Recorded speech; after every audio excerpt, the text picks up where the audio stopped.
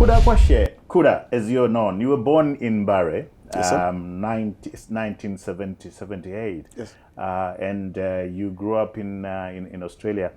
Tell me the experience of being born in Mbare, running around in Mbare, and finding yourself in Australia. How has that shaped who you are?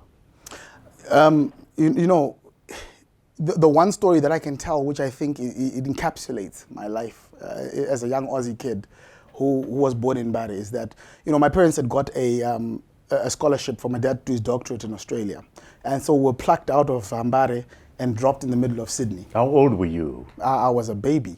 And that's when I went to primary school. And in those days, there was no black people within the Australian setting at the time. The Aborigines are scattered in 2 pockets in Alice Springs and somewhere else, and there was just no black or immigrants at the time.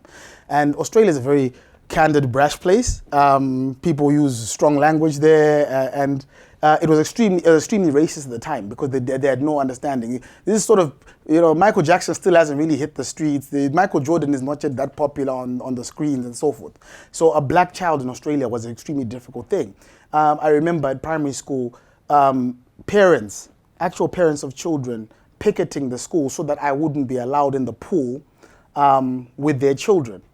And sadly, the teachers agreed to this. So what did that do to you? It crushed me. It crushed me to see teachers allow that to happen. The headmistress even allowed it. I was given 5 minutes whilst the other kids were changing to swim after every lesson. It's a hot country. Did that make you a racist, or it made you tolerant?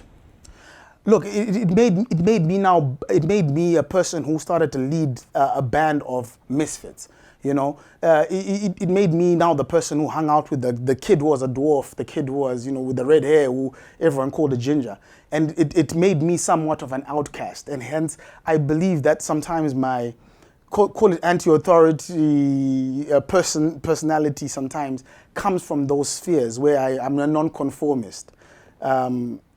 Because I guess I was never accepted as them in the 80s. It was really hard. I mean, the Prime Minister at the time, Bob Hawke, they asked me, my sister, and my brother to act as Aborigines in the bicentennial story in 1988.